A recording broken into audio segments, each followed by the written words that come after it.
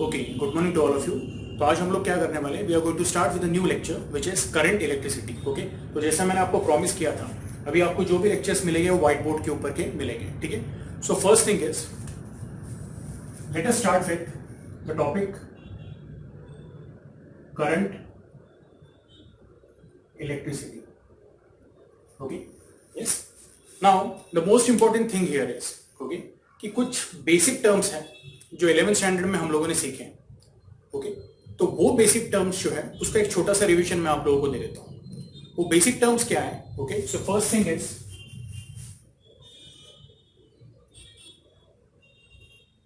Electric field. Okay, अभी electric field है ना, जैसे इलेक्ट्रोस्टैटिक्स में होता है वैसे हम लोग बोलते हैं electric field is also set up in a circuit. Okay, so बहुत ज्यादा डिटेल में नहीं समझना है, बहुत सिंपल कंसेप्ट है, electric field in a circuit. Next, जो इलेक्ट्रिक फील्ड क्रिएट करता है उसको हम लोग क्या बोलते हैं? We call it as EMF, यानी इलेक्ट्रो मोटिव फोर्स। ठीक है। उसके बाद थर्ड जो पार्ट हमको समझना है that is concept of potential difference. ठीक है, और ये कंसेप्ट के अंदर एक और इंपॉर्टेंट कंसेप्ट है जो मैं डिस्कस करूंगा, that is of electron current and conventional current.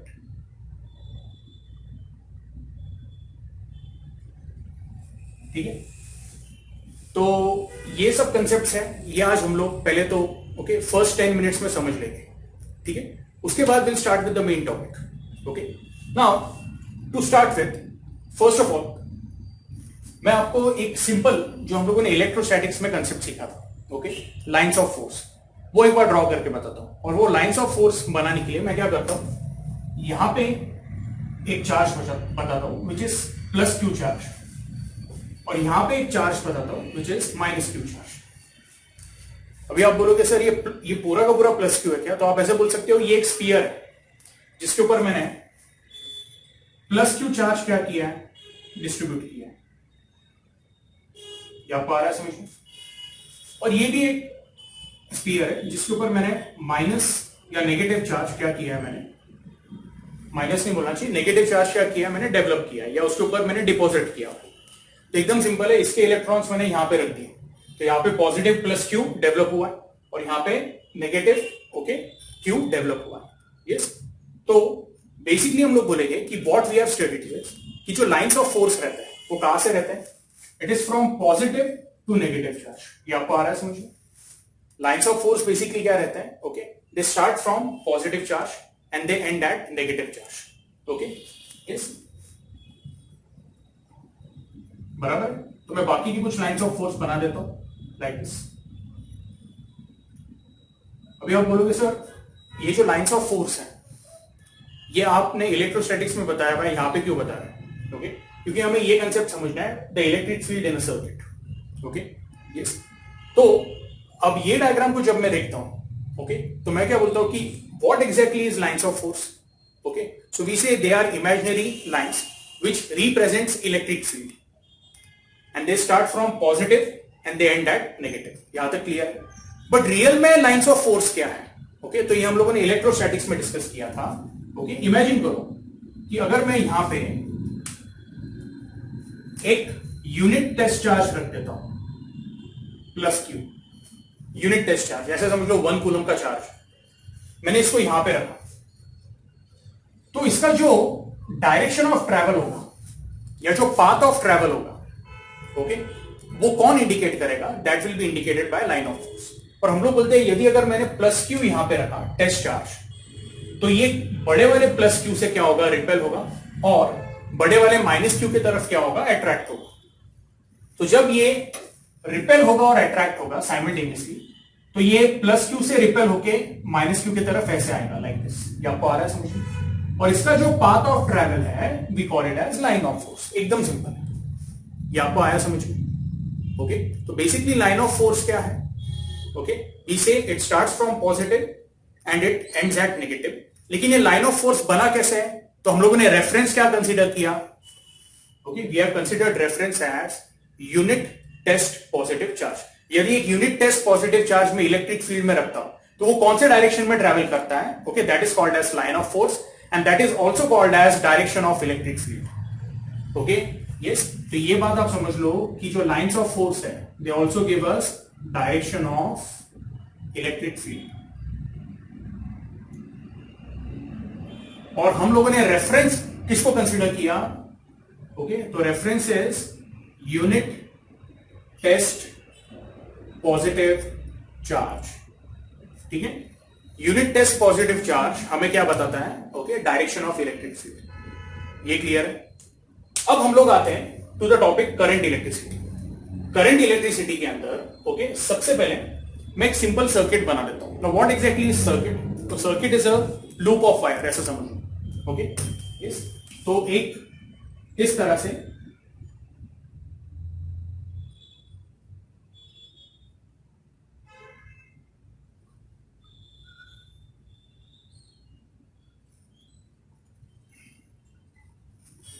मैंने एक सर्किट बनाया हुआ, जैसे 11th स्टैंडर्ड में सीखा है। ये जो सेल है ओके, यस, ये डायरेक्ट करंट प्रोवाइड करेगा, डीसी प्रोवाइड करेगा, बराबर है? ओके, यस, क्योंकि हम लोग बोलते हैं जो भी ये करंट का वैल्यू देगा okay, over a period of time वो करंट क्या रहने वाला है? It will be constant. हाँ, कुछ टाइम के बाद हम लोग बोलेंगे सेल वीक पड़ जाएगा तो करंट का भी वैल्यू धीरे धीरे कम होने लगता है। बट इनिशियली हम लोग ऐसे बोलेंगे एटलीस्ट फॉर, जैसे मैं एक मार्केट से नया सेल लाया हूं, 10-15 घंटा तो मुझे वो सेम वैल्यू ऑफ करंट देगा अप्रोक्सीमेटली, ऐसा मैं बोल सकता हूं। ठीक है, तो यहां से जो फ्लो होगा वो क्या रहने वाला है? It is going to be DC. ये टॉपिक में मोस्टली जो हम लोग देखने वाले we are going to see okay DC, यानी क्या? Direct current. ओके, मैक्सिमम जो देखे वो डायरेक्ट करंट देखेंगे। ठीक, नाउ प्लीज पे अटेंशन। हम लोग क्या बोलते हैं कि ये आपका सेल का पॉजिटिव टर्मिनल है, ये नेगेटिव टर्मिनल है। तो थोड़ी देर पहले हम लोगों ने ये डिस्कस किया था कि जो इलेक्ट्रिक फील्ड का डायरेक्शन है कैसा होता है? इलेक्ट्रोस्टैटिक्स में कैसा होता है? तो पॉजिटिव से नेगेटिव। करंट इलेक्ट्रिसिटी में भी जब मैं सर्किट की बात करता हूं तो जो इलेक्ट्रिक फील्ड है it is set up between the positive terminal and negative terminal, और उसका डायरेक्शन कैसा रहेगा? From positive to negative.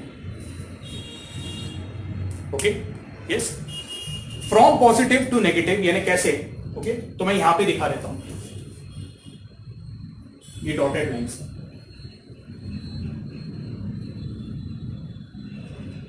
और ये एरो बता रहा है, this arrow is indicating what? Direction of electric field. ठीक है, यहां तक क्लियर है? अच्छा, आप बोलोगे सर आपने डायरेक्टली ऐसा क्यों नहीं कनेक्ट किया लाइक दिस? मैं बोलूंगा ऐसा हम लोग कनेक्ट इसलिए नहीं करते हैं।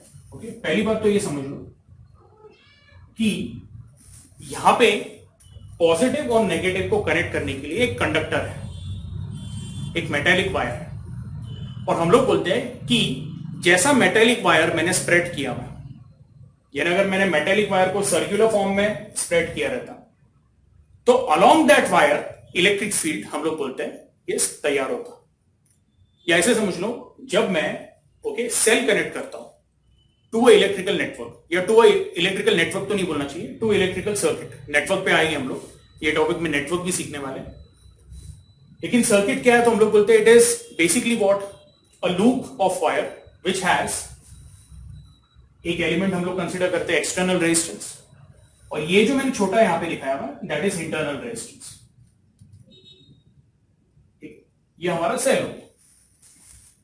क्वेश्चन ये है कि जो इलेक्ट्रिक फील्ड है वो कैसा सेट होता है? It is set along the length of the wire from positive to negative. यहां तक क्लियर है? Okay, yes. Now the next question is कि सर जो एक मेटेलिक वायर रहता है ओके, तो मेटेलिक वायर के अंदर क्या अवेलेबल रहता है? तो ये हम लोगों ने लोअर क्लासेस में भी सीखा है। ओके, मेटेलिक वायर में या कोई भी मेटल में there are large number of free valence electrons.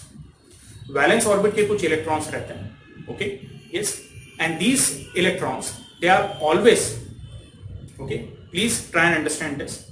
These electrons, okay, they are always ready for conduction.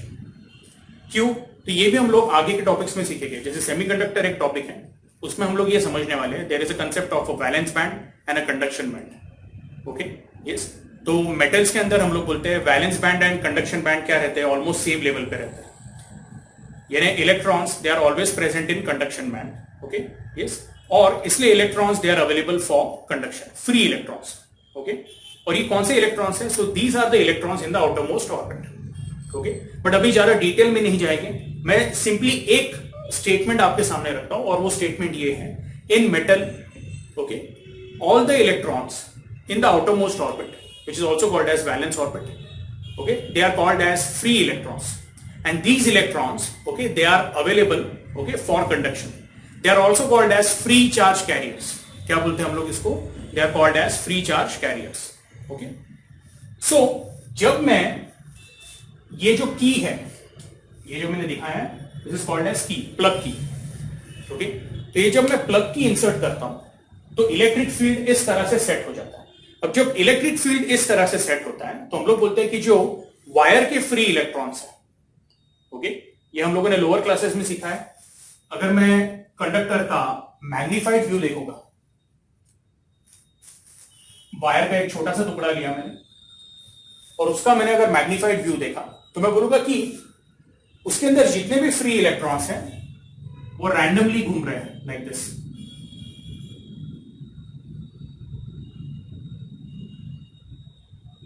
Okay, और हम लोग बोलते हैं जो फ्री इलेक्ट्रॉन्स हैं इनकी वेलोसिटी भी बहुत ज्यादा है, randomly they are moving. Okay, इनका कोई पर्टिकुलर डायरेक्शन नहीं है. ओके, कुछ सिंक्रोनाइजेशन नहीं है, सब रैंडमली कोई भी पर्टिकुलर डायरेक्शन में घूम रहे हैं इन 3 डायमेंशन.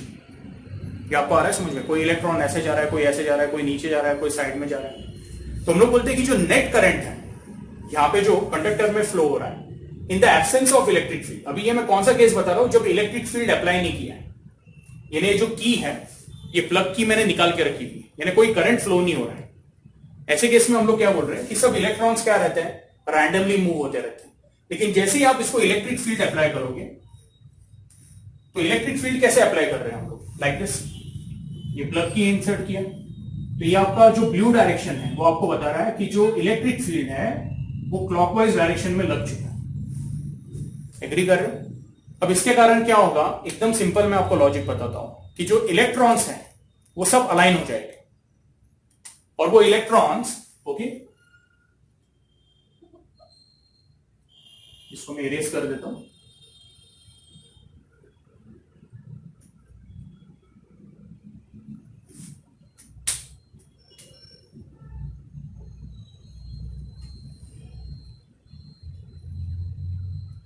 ओके, तो जो इलेक्ट्रॉन्स है वो नेगेटिव से क्या होंगे, रिपेल होंगे. ओके, तो ये जो डबल एरो दिखा रहा हूं मैं, ये दिखा रहा हूं कि ये जो इलेक्ट्रॉन्स हैं ये नेगेटिव से रिपेल होंगे और पॉजिटिव के तरफ क्या होंगे, अट्रैक्ट होंगे. ये आपको आ रहा है समझ? तो ये जो डबल एरो से मैं दिखा रहा हूं, okay, basically I am trying to show what this is called as IE. IE यानी क्या है? तो मैं बोलूंगा it is either you can say the flow of electrons or you can say it is the electron current. यानी circuit में जो real current होता है, ओके, वो हम लोग क्या बोलते हैं, that is electron current. That is because of flow of electrons. यहां तक क्लियर है? Okay, yes. तो अगर मैं एक छोटा सा सेक्शन मैग्नीफाई करके देखता हूं तो जैसे ही इलेक्ट्रिक फील्ड अप्लाई किया है सबके सब इलेक्ट्रॉन्स ऐसे फ्लो हो रहे हैं. तो मैग्नीफाइड व्यू में मुझे ऐसा दिखेगा कि सबके सब जो इलेक्ट्रॉन्स हैं वो अलाइन हो जाते हैं.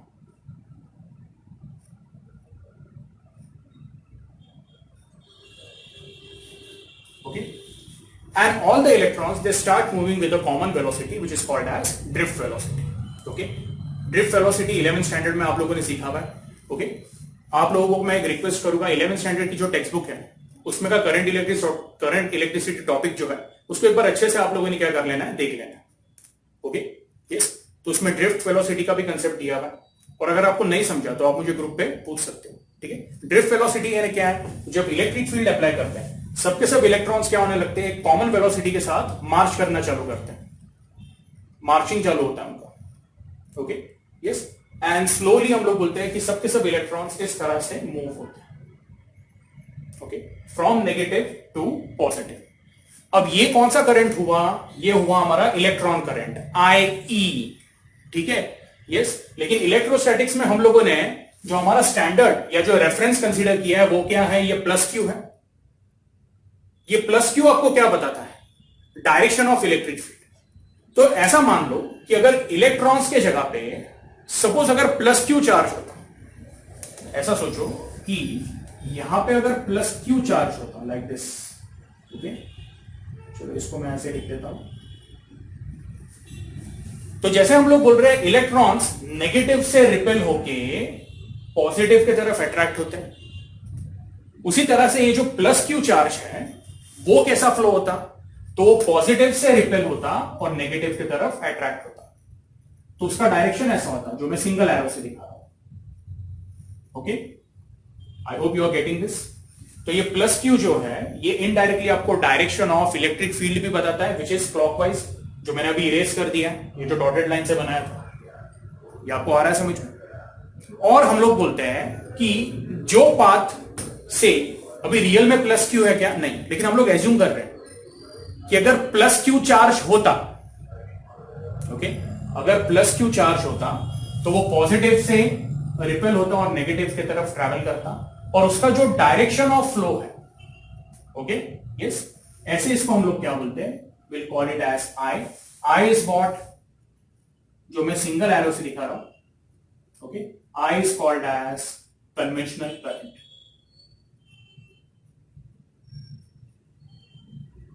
मैं वापस रिपीट करता हूं, इलेक्ट्रॉन्स नेगेटिव से रिपेल होके पॉजिटिव की तरफ अट्रैक्ट होते हैं, ओके। हमारा प्लस क्यू क्या हो रहा है, पॉजिटिव से रिपेल होके नेगेटिव की तरफ अट्रैक्ट हो रहा है। लेकिन क्या प्लस क्यू रियल में प्रेजेंट है, नहीं, यस। हम लोग कंसीडर कर रहे हैं यदि होता तो हम लोग बोलते हैं ये प्लस से क्या होता, ओके, रिपेल होता और नेगेटिव की तरफ क्या होता है, अट्रैक्ट होता। और ऐसा जो फ्लो ऑफ चार्ज है, ओके, हाइपोथेटिकल जो है, इमेजिनरी जो है, उसको ही हम लोग क्या बोलते हैं, कन्वेंशनल करंट। तो रियल में सर्किट में जो फ्लो हो रहा है वो है इलेक्ट्रॉन करंट, लेकिन हम लोग जब आगे करंट इलेक्ट्रिसिटी टॉपिक सीखेंगे तो हम लोग दिखाएंगे कि सर्किट में जो फ्लो हो रहा है वो क्या है, that is conventional current, okay. और आप लोगों के जो स्कूल के टेक्स्ट बुक्स हैं उसमें कुछ ऐसा बोला हुआ है लोअर क्लासेस में कि पानी जो है वो हायर लेवल से लोअर लेवल फ्लो होता है, ओके यस। तो वही लॉजिक से, या फिर हम लोग बोलते हैं कि जो हीट है वो हायर टेम्परेचर बॉडी से लोअर टेम्परेचर बॉडी पे, ओके, फ्लो होती है। तो उसी तरह से हम लोग ऐसे दिखाते हैं कि जो करंट है, ओके, वो पॉजिटिव से नेगेटिव की तरफ, यानी हायर से लोअर की तरफ फ्लो होता है। आपके टेक्स्ट बुक में ये लॉजिक बताया हुआ है, लेकिन मेरा लॉजिक ये है, ओके, या फिर जो एक्चुअल लॉजिक है वो ये है कि यदि अगर यूनिट टेस्ट पॉजिटिव चार्ज होता तो वो कैसा फ्लो होता, पॉजिटिव से नेगेटिव, और उसको ही हम लोग क्या बोलते हैं, we call it as the conventional current. Short में वापस बता रहा हूं, electron current is the real current, ये ध्यान में रखो। लेकिन इसके आगे जो भी सर्किट डायग्राम या जो भी कुछ हम लोग स्टडी करेंगे वहां पे क्या दिखाएंगे हम लोग, we are going to show the conventional current. ये क्लियर है। अब मैं ये पार्ट क्या कर देता हूं, नीचे का पार्ट पूरा इरेज कर देता हूं, आपको चाहिए तो आप इसको नोट कर लो। तो अभी दो कंसेप्ट तो हम लोगों ने समझ लिए। पहला वाला कि जो कन्वेंशनल करंट है और जो इलेक्ट्रॉन करंट है वो क्या है, ठीक है, यस। और हम लोगों ने ये भी देखा है कि रियल में, ओके, कि जो डायरेक्शन ऑफ इलेक्ट्रिक फील्ड है वो भी कैसा सेट होता है।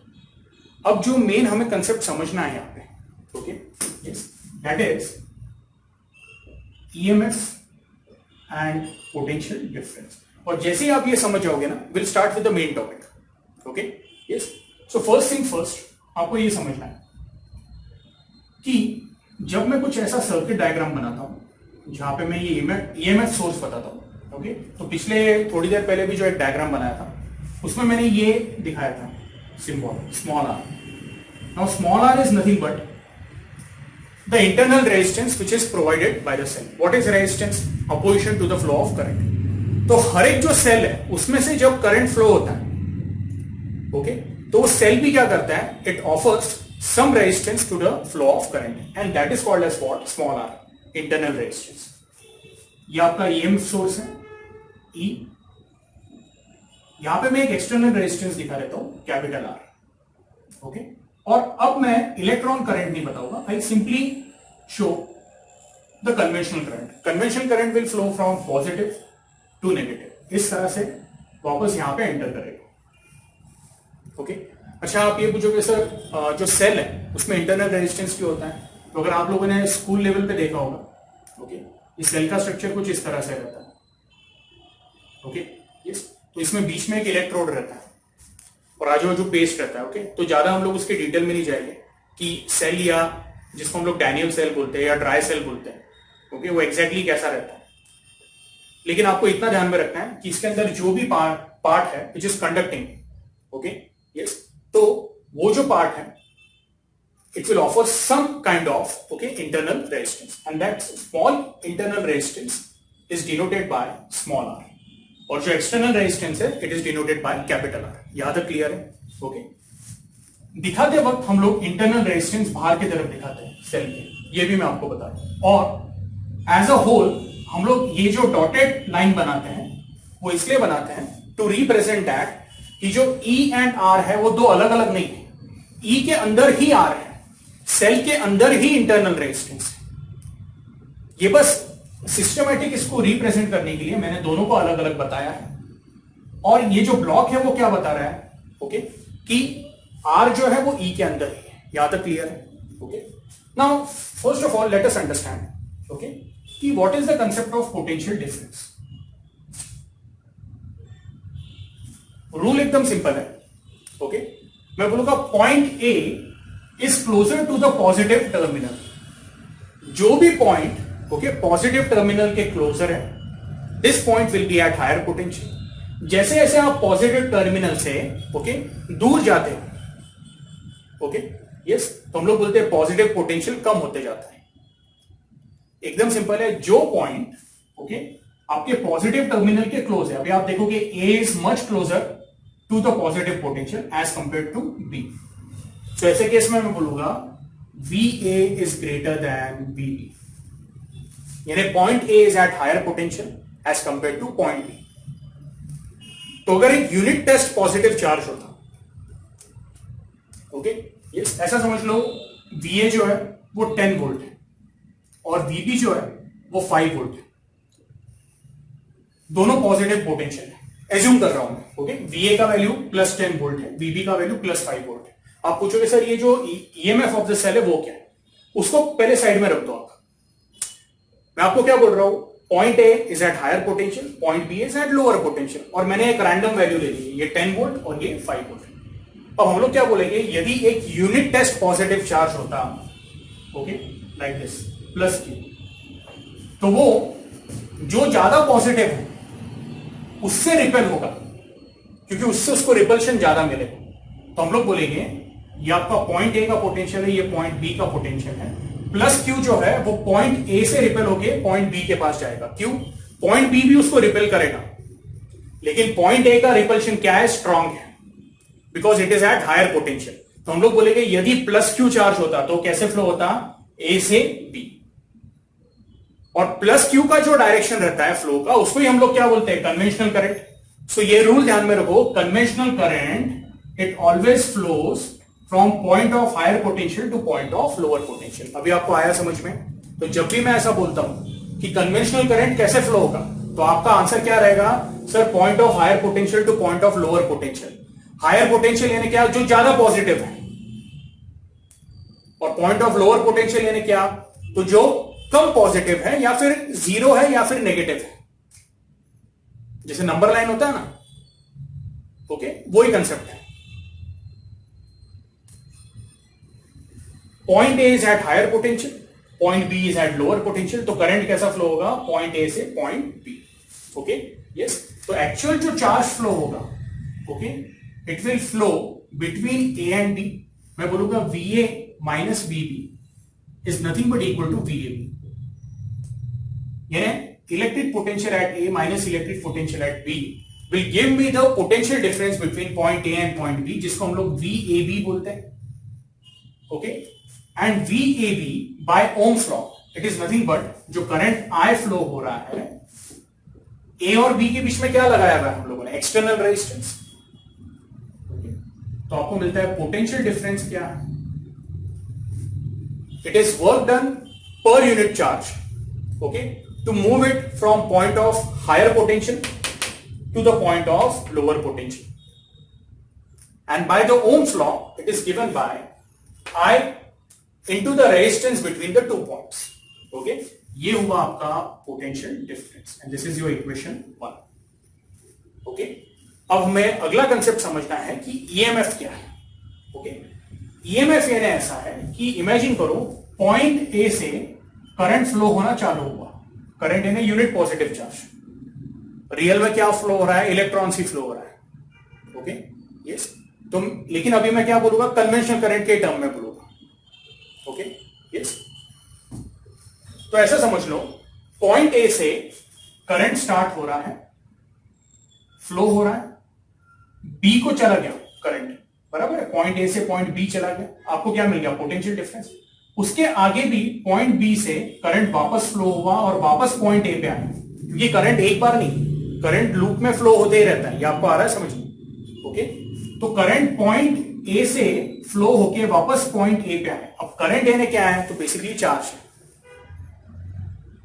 आपको आ रहा है समझ में. ये चार्ज को मूव करने के लिए हमें क्या लगेगा, वर्क करना पड़ेगा. ओके, अभी आप बोलोगे सर ये तो हाइपोथेटिकल चार्ज है. ठीक है, तो रियल में क्या होगा, रियल में ऐसा बताऊंगा मैं कि जो इलेक्ट्रॉन्स है वो इधर से फ्लो हो रहे हैं लाइक दिस. वो इलेक्ट्रॉन्स फ्लो करने के लिए भी वर्क करना पड़ेगा. और उसका इक्विवेलेंट क्या है, अगर इलेक्ट्रॉन्स ऐसे फ्लो हो रहे हैं तो हमारा प्लस क्यू जो चार्ज है वो ऐसा फ्लो हो रहा है. यस, मैंने इक्विवेलेंट यहां पे निकाला है और वो इक्विवेलेंट ये नहीं कन्वेंशनल करंट है. Okay, so anyway coming back to the EMF. What exactly is EMF? EMF is work done, okay, yes, to circulate real charge और हाइपोथेटिकल चार्ज. ओके, और हमेशा ध्यान में रखो हाइपोथेटिकल चार्ज जो है, ओके, उसका magnitude will be equal to what, real charge, but direction opposite रहेगा. Okay, yes. So again I am phrasing it. EMF is work done to move a charge once around a complete circuit. यानी जो point से start हो रहा है वापस वो point पे जा रहा है. तो जब ऐसा होता है तो करंट देखो, करंट एक्सटर्नल रेजिस्टेंस में से भी फ्लो होगा और जब वो वापस आ रहा है तो इंटरनल रेजिस्टेंस से भी फ्लो होगा. तो ऐसे केस में हम लोग जब ओम्स लॉ लगाते हैं तो हम लोग बोलेंगे this will be equal to I into bracket capital R plus small r. Okay, ये आपको समझना है. This is called as EMF. This is your equation number 7. ठीक है, आई होप आपको ये क्लियर है. नाउ इसमें आपको एक बात ध्यान में बताता हूं मैं. आपको 11th स्टैंडर्ड में ऐसे कुछ सम्स होंगे कि आपको दो पॉइंट के बीच में का पोटेंशियल डिफरेंस दिया है, एक्सटर्नल रेजिस्टेंस दिया है, उससे आप I का वैल्यू निकालते हैं. Okay, yes. और आपको ऐसा पूछा हुआ है कि the EMF of the cell is let us से 20 volt. External resistance is 10 ohm. Find the value of internal resistance. तो ये दो इक्वेशंस ओके यूज करके आप क्या कर सकते हो.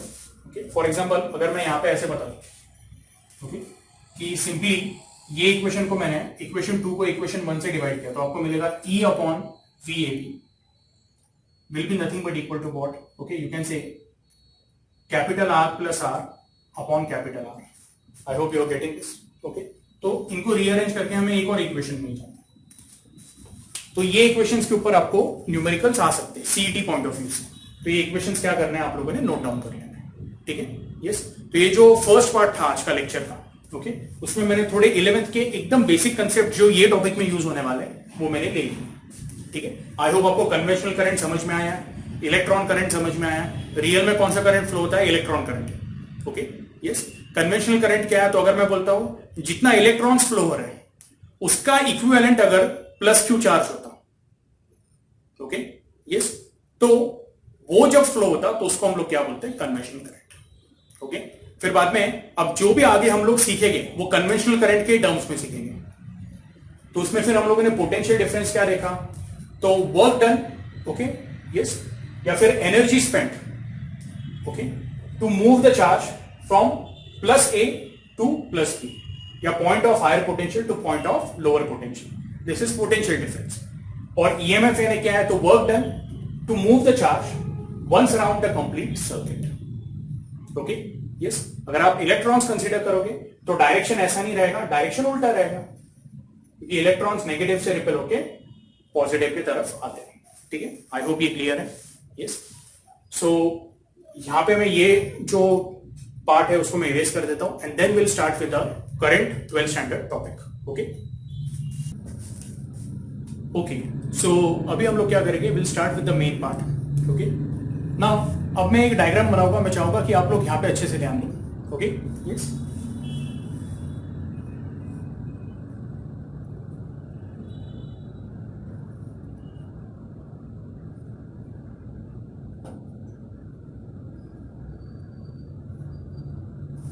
आप बोलोगे सर ये डायग्राम आप कितने बार बना चुके हैं, फिर से ये डायग्राम क्यों बना रहे हो, ठीक है। मैं बोलूंगा थोड़ा सा पेशेंस रखो, इसके साइड में एक और डायग्राम बना रहा हूं।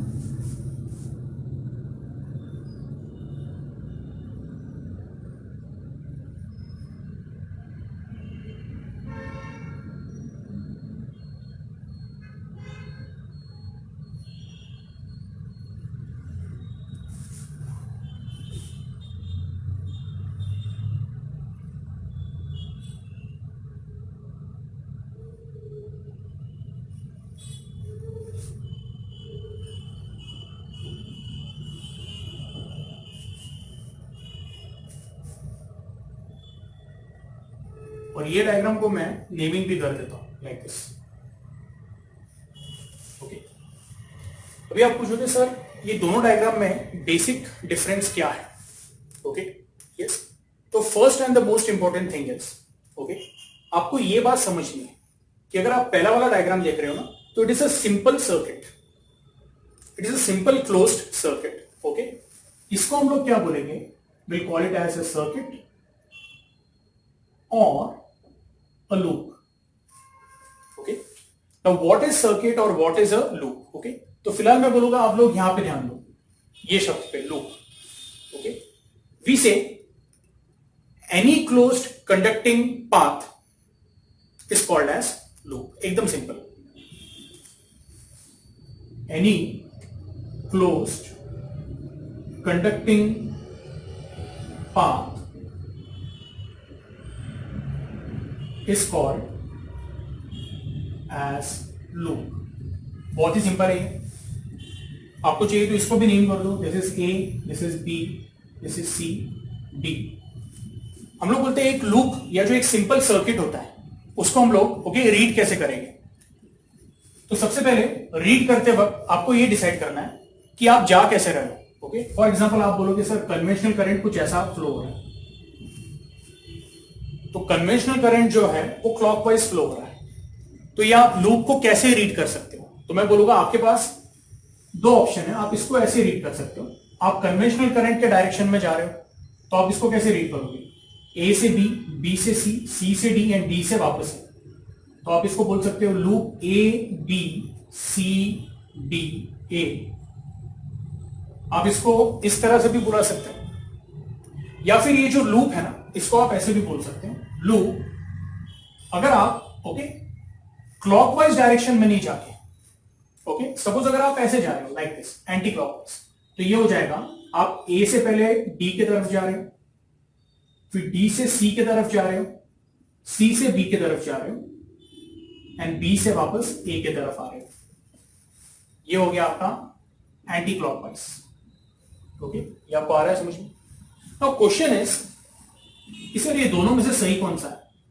मैं बोलूंगा दोनों ही सही है, ये आपके ऊपर है, आपको लूप कैसा ट्रेस करना है, क्लॉकवाइज या एंटी क्लॉकवाइज, ओके यस। अभी तक तो हम लोग इसको सिंपली क्या बोलने के, circuit is shown where EMF source E is connected and external resistance R is there, okay. आप इसको ऐसे देख रहे थे, लेकिन जब मैं लूप के लैंग्वेज में बात कर रहा हूं तो लूप क्या है, it is any close conducting path, okay yes. और ये क्लोज कंडक्टिंग पाथ में फिर हम लोग बोलेंगे कुछ और एलिमेंट्स हो सकते हैं जैसे ईएमएफ सोर्स, ओके, या फिर कोई रेजिस्टेंस या फिर कोई कैपेसिटर, ऐसा भी हो सकता है कि कुछ भी ना हो। Okay, yes, so there is a possibility कि लूप के अंदर कुछ भी ना हो। अगर आप मेरे को पूछोगे सर ऐसा बना सकते हैं क्या, बिल्कुल। ये एफ से लेके ई में एक वायर कनेक्ट कर देता हूं लाइक दिस, ओके, और इसको मैंने बोल दिया एक्स वाई। तो अगर आप ये पार्ट को देखोगे, सिंपली इतने पार्ट को, मैं बोलूंगा it is what, it is a conducting part, F E X Y F. ये जो पूरा है इसमें से करंट फ्लो हो सकता है, क्यों? तो हम लोग बोलेंगे it is what, it is made up of metallic wire, okay, which is able to conduct. तो कंपल्सरी नहीं है कि जब मैं लूप की बात कर रहा हूं तो वहां पे ईएमएफ सोर्स होना ही चाहिए, रेजिस्टेंस होना ही चाहिए, ओके। सिंपली इसको भी मैं लूप बोल सकता हूं, ओके।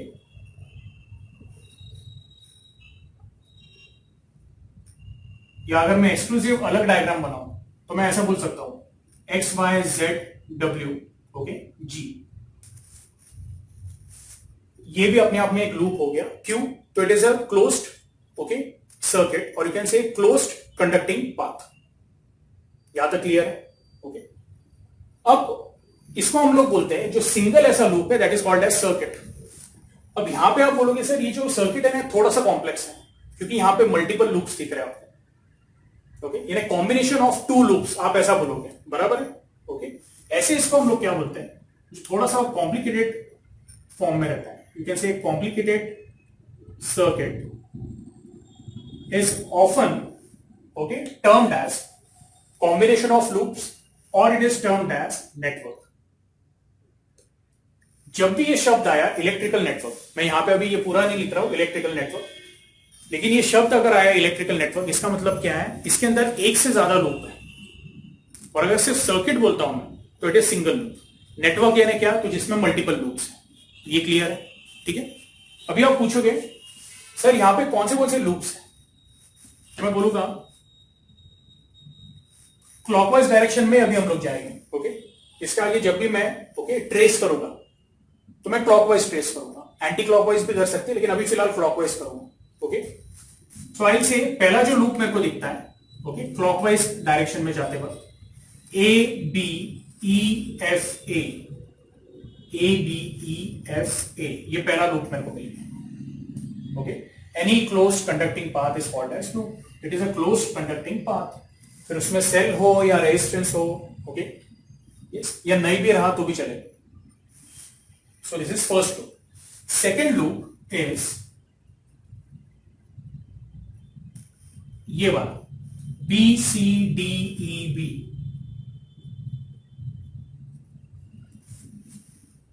अगेन आपको मैं बोल रहा हूं, इसको आप उल्टा भी लिख सकते हो तो भी राइट रहेगा, यानी अगर आपने इसको ऐसा लिख दिया loop A F E B A तो भी सही है, okay, yes, I hope you are getting this. तो अगर कोई स्टूडेंट ने गलती से उल्टा उसको ये कर दिया ए एफ ई बी ए, तो भी इसको हम लोग सही पकड़ेंगे, क्यों? तो इसका सिंपल लॉजिक ये है, okay, it is a closed path. आप इसको क्लॉकवाइज नेम करो या एंटी क्लॉकवाइज नेम करो, ओके, हम लोग इसका मतलब सेम ही समझेंगे, ओके। बट करेंटली मैं एक कॉमन स्टैंडर्ड यूज कर रहा हूं, मैं जो लूप्स है उसको मैं क्लॉकवाइज डायरेक्शन में नेम करने वाला, ये क्लियर? अब इसमें एक और थर्ड लूप है जो सबसे बड़ा लूप है, which will be loop A B C D E F A, A B C D E F A, ये सबसे बड़ा लूप हो गया, this is the third loop. यहां तक क्लियर है? ओके। अब क्वेश्चन ये है कि सर क्या हम लोग यहां पे ऐसे लिख सकते हैं ये लूप को एक और नाम से, loop A C D F A. बीच के पॉइंट्स नहीं लिखे तो भी चलेगा क्या? मैं बोलूंगा कि अगर ऐसा डायग्राम बहुत ज्यादा कॉम्प्लिकेटेड नहीं है तो ऐसा भी चल जाएगा, लेकिन फिर भी मेरा सजेशन ये रहेगा कि बीच के पॉइंट्स अगर आप मेंशन कर देते हो तो वो थोड़ा सा और क्लियर हो जाता है। ये क्लियर है? Okay, yes. तो आई होप आपको लूप का कंसेप्ट समझा, ओके, फाइन। अब हम लोग अभी सेकंड कंसेप्ट समझने वाले हैं। लूप का तो डेफिनेशन देख लिया है, okay. We need to understand the next concept which is junction, okay.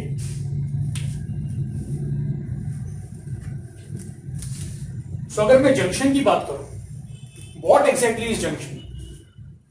Electrical network में, अभी मैं सर्किट को रिफर नहीं करूंगा, जो भी मैं रिफर करूंगा ये डायग्राम को रिफर करूंगा. What exactly is junction? Junction is that particular point, okay, in the circuit where current unites और करंट डिवाइड्स. ऐसा पॉइंट जहां पे करंट मिलेगा, ओके, यूनाइट होगा या फिर डिवाइड होगा. Okay, yes. तो अगर मैं पहला वाला डायग्राम देखता हूं, सपोज उसमें आपको जो कन्वेंशनल करंट दिख रहा है, आपको ऐसा दिखेगा same conventional current is through out, okay, constant, यानी सेम करंट फ्लो हो रहा है पूरे लूप में. लेकिन ऐसा यहां पे अगर मैं कंसीडर करता हूं तो लेट अस से जो E1 है उससे करंट I1 फ्लो हो रहा है. Okay, yes. जो E2 है उससे करंट I2 फ्लो हो रहा है. ठीक है. लेट अस से जो तीन रेजिस्टेंसेस है ना, एक को मैंने बोल दिया R1, एक को बोल दिया R2 और एक को बोल दिया R3. Okay, this is your source E1, E2, E3. Okay, yes. अब क्वेश्चन ये है कि हम लोग ऐसे बोलते हैं कि I1 और I2 यूनाइट होके जंक्शन बी पे क्या हो रहा है, ध्यान देना है आप लोगों ने. Okay, yes. अब इसको मैं जंक्शन बी क्यों बोल रहा हूं तो थोड़ा समझना है आपको. When you see current I1 and current I2, ये पॉइंट बी पे आके यूनाइट हो रहा है और ये आपको एक नया करंट देंगे, okay, which will be what, I3. ये आपको आ रहा है समझ में?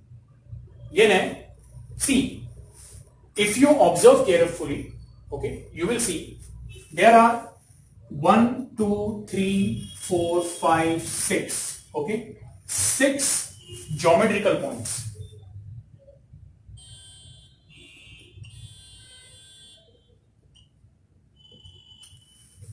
लेकिन यहां पे दो ही ऐसे पॉइंट्स हैं जहां पे एक तो करंट यूनाइट हो रहा है या डिवाइड हो रहा है. वो भी आपको मैं दिखाता हूं कैसे.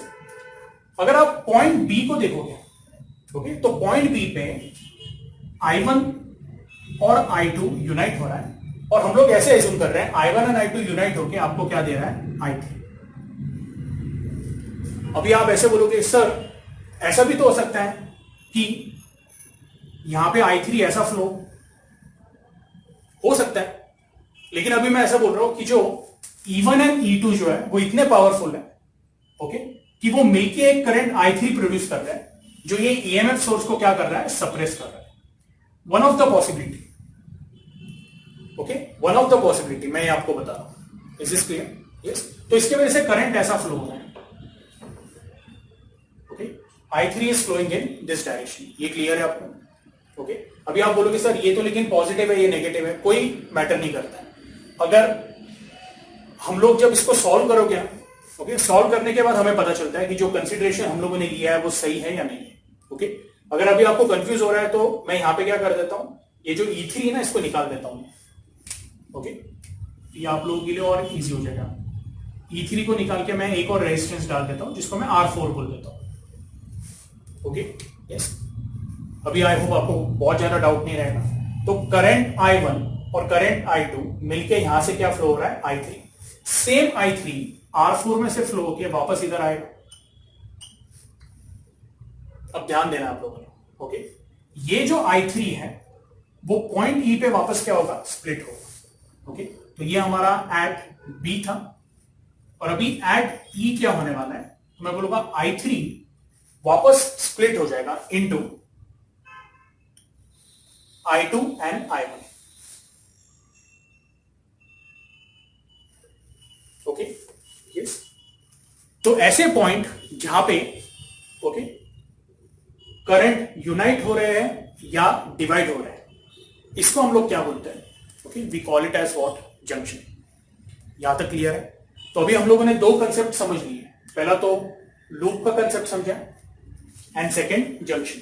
ओके, जंक्शन का डेफिनेशन टेक्स्ट बुक में भी दिया हुआ है. ओके, आप उससे भी लिख सकते हो या भी मैं आपको बोल देता हूं, आप लोगों ने वो लिख लेना है. A junction is defined as a point in electrical network where current can unite or current can divide. Okay, yes. वापस मैं रिपीट कर रहा हूं, junction is defined as a point in an electrical network where okay two और more current unite okay और दे में divide. ये clear है? इसका एक और डेफिनेशन है, हम लोग ऐसे बोलेंगे ओके वो डेफिनेशन समझने के लिए आपको एक और कंसेप्ट समझना पड़ेगा जिसको हम लोग बोलते हैं ब्रांच ओके। लेकिन वो समझने के लिए मेरे को थोड़ा सा पार्ट क्या करना पड़ेगा, इरेज करना पड़ेगा। सो आई इरेज दिस पार्ट।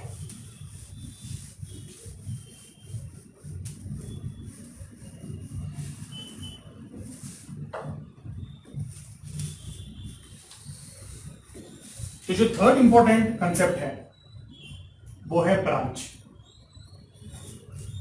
और जब ब्रांच हमें समझ में आ जाएगा ना तो उससे भी हम लोग क्या कर सकते हैं ओके जंक्शन का डेफिनेशन निकाल सकते हैं ओके। फिलहाल जंक्शन ऐसे समझ लो, it is a point in electrical network जहां पे करंट क्या हो रहा है, तो यूनाइट हो रहा है या स्प्लिट हो रहा है। ये क्लियर है? Okay fine. We need to understand the concept of branch okay. कोई भी दो पर्टिकुलर जंक्शन के बीच में ओके जो पार्ट ऑफ लूप होता है, any part of a loop which lies between any two junction is called as branch. तो अगर आप देखोगे तो यहां पे दो जंक्शन है, एक बी है और एक ई है। उसके बीच में मैं बोलूंगा बी और ई के बीच में ओके, बी एंड ई के बीच में there is a branch E F A B.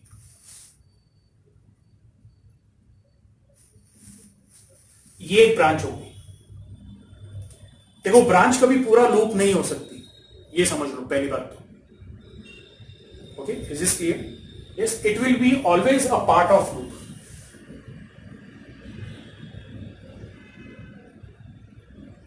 Between any two junction. ठीक है, तो एक तो ये पार्ट हो गया आपका ई एफ ए बी, और दूसरा पार्ट जो है मैं बोलूंगा ऐसा B C D E. That's it. तो ये जो सर्किट मैंने बनाया हुआ है, सर्किट बोलने से अच्छा मैं बोलूंगा ये जो नेटवर्क मैंने बनाया हुआ है ओके, यस, इसमें आपको दो ब्रांचेस मिल रहे हैं ओके। यस, ओवरऑल मैं इसका समरी ऐसा दूंगा, इसको समराइज ऐसे करूंगा okay. There are 3 loops, 2 junctions and 2 branch या 2 ब्रांचेस। ये आपको आ रहा है समझ ओके। यस, लूप्स कौन से है वो आपके सामने लिखा हुआ है मैंने ओके।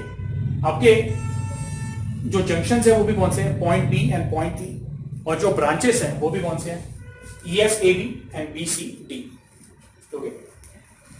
तो इससे हम लोग जंक्शन का एक और डेफिनेशन कैसे डिफाइन करेंगे।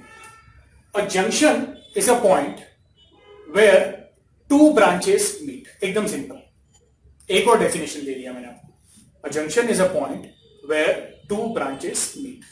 ये क्लियर है ओके। यस, तो ये आप लोगों ने नोट कर लिया, ठीक है।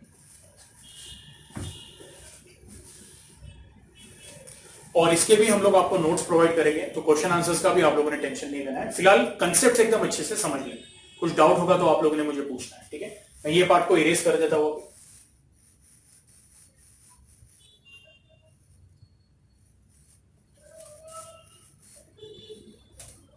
डायग्राम वैसे ही रहने दूंगा मैं।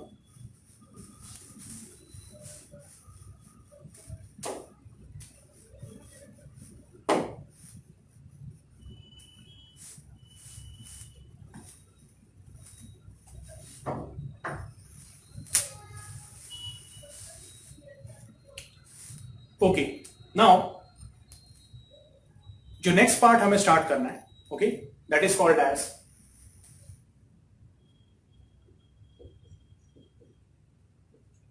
Kirchhoff's law of electrical network.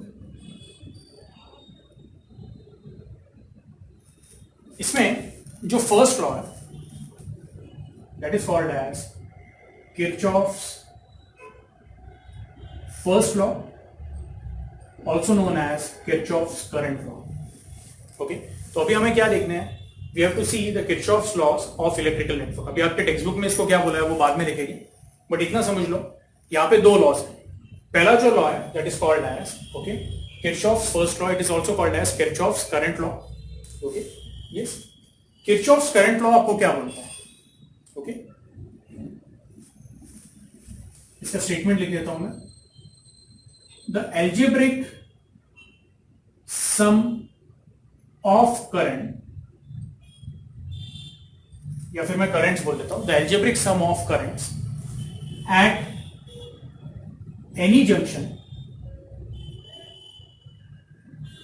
Is equal to 0। Okay, आप बोलोगे इसका मतलब क्या है? इसका मतलब ये है okay the total current entering the junction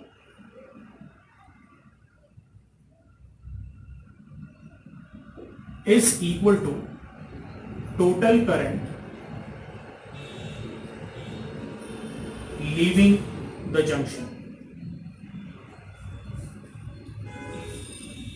जो ऊपर का स्टेटमेंट है वो मेन स्टेटमेंट है, ये इसका इंटरप्रिटेशन है। ओके, मेन स्टेटमेंट क्या है तो मैं बोलूंगा the algebraic sum of currents okay yes at any junction is equal to 0। तो आप बोलोगे सर इसका एक एग्जांपल दो, तो मैं क्या करता हूं एक डायग्राम बना लेता हूं यहां पे ओके और वो डायग्राम का और इसका कोई संबंध नहीं। ओके यस, अभी ये एक्सक्लूसिव डायग्राम है, ये डायग्राम भी हम लोग आगे यूज करने वाले, इसलिए इसको इरेज नहीं किया मैं। Okay so this is a point जहां पे ऐसे समझ लो ये कॉम्प्लिकेटेड नेटवर्क है, उसका एक पर्टिकुलर पॉइंट है, मैं पूरा नेटवर्क नहीं बना रहा हूं। ओके चाहिए तो किरचॉफ्स करंट लॉ मैं आपको यहां पे भी अप्लाई करके बताऊंगा, आपने टेंशन नहीं लेना है। ओके यस, मैं ऐसा बता रहा हूं एक पर्टिकुलर जंक्शन है, जंक्शन एक्स, जहां पे 5 ब्रांचेस क्या हो रही है, मीट हो रही है। 5 अलग अलग ब्रांचेस हैं ओके मीट हो रही है। ओके पहले वाले ब्रांच से जो करंट आ रहा है दैट इज आई, दूसरे वाले में से जो आ रहा है लेट अस से उसको मैं I3 बोल देता हूं। ओके यस, ये ऐसे बता देता हूं, चलो इसको I2 and this is I3, ठीक है। और 2 ब्रांचेस में से करंट क्या हो रहा है, एग्जिट हो रहा है, उनको मैं नेम कर देता हूं I4 एंड I5। ओके अब जब भी आप किरचॉफ्स लॉ लगाते हो ना ओके पहला रूल ध्यान में रखो, यहां पे आपको कन्वेंशन यूज करना पड़ता है जिसको हम लोग साइन कन्वेंशन बोलते हैं।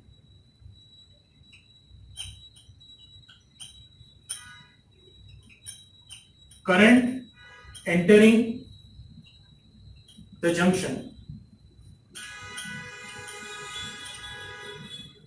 is positive, current leaving the junction is negative। Okay I hope आपको ये रिलेटेबल है, और नहीं अगर दिख रहा होगा यहां पे जो मैंने लिखा है तो भी मैं आपको ओरली बता देता हूं। देखो साइन कन्वेंशन ऐसा है, जब आप किरचॉफ्स फर्स्ट लॉ अप्लाई करोगे जो भी करंट एंटर हो रहा है उसको हम लोग क्या कंसीडर करेंगे, पॉजिटिव। जंक्शन में जो भी एंटर हो रहा है, फॉर एग्जांपल चलो ऊपर का एग्जांपल देख लेते हैं। जंक्शन बी में 2 करंट एंटर हो रहे हैं I1 एंड I2, तो I1 एंड I2 क्या रहेंगे, पॉजिटिव। और जो जंक्शन जो करंट लीव हो रहा है जंक्शन में से उसको हम लोग क्या कंसीडर करेंगे, negative. Current entering the junction is positive and current entering the junction is positive and current leaving the junction is considered as what, negative। तो अभी जंक्शन X को मैं ऐसा बोलूंगा by Kirchhoff's current law. Exam में आप लोगों ने इसको पूरा लिखना है, किरचॉफ्स करंट लॉ या Kirchhoff's first law. Okay, summation of I where small I goes from 1 to n, okay, I suffix small I okay is equal to what, 0। इसका मतलब क्या है, ये स्मॉल I क्या हो सकता है, I का वैल्यू 1 से लेके n तक जितने भी अलग अलग करंट्स एंटर हो रहे हैं या एग्जिट हो रहे हैं उनको मैंने नंबरिंग करके रखा है, जैसे यहां पे मैंने नंबरिंग किया। तो इनका सबका एल्जेब्रिक सम क्या रहेगा, it will be 0। Okay, you have to apply sign convention but okay. अभी अभी इसको कैसे लिखेंगे? तो सबसे पहले मैं यहां पे डायग्राम में देखता हूं। ओके, ये जो जंक्शन X है हमारा, ओके, उसमें कौन से करंट एंटर कर रहे हैं वो पहले लिखेंगे। मैं बोलूंगा I1 एंटर कर रहा है, I2 एंटर कर रहा है और I3 एंटर कर रहा है। सबको मैंने क्या लगा दिया है? प्लस साइन लगा दिया है, या सबको मैंने पॉजिटिव दिखाया, ठीक है।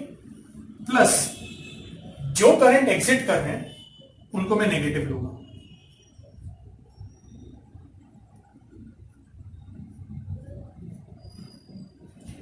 लिखते वक्त मैंने प्लस ही लिखा है, लेकिन ब्रैकेट के अंदर उनको नेगेटिव लिया। अब जब ये ब्रैकेट्स ओपन करूंगा तो मुझे क्या मिलेगा? I1 plus I2 plus I3 minus I4 minus I5 is equal to 0। This means, इसको ऊपर मैं थोड़ा लिख लेता हूं, I1 plus I2 plus I3 is equal to I4 plus I5। ये आपको आ रहा है समझ में? और देखो जो फाइनल इक्वेशन मैंने बनाया है, वो फाइनल इक्वेशन आपका ये स्टेटमेंट को क्या करता है? एक तरह से प्रूव कर देता है। The total current entering the junction, current enter जो हो रहा है वो I1, I2 और I3, ये देखो, और जो लीव हो रहा है वो I4 एंड I5। ये क्लियर है? तो ये आपका मेन स्टेटमेंट है, the algebraic sum of current at any junction is equal to 0। Okay, yes, जिसको आप ऐसे भी कंसीडर कर सकते हैं, the total current entering the junction is equal to the total current exiting the junction.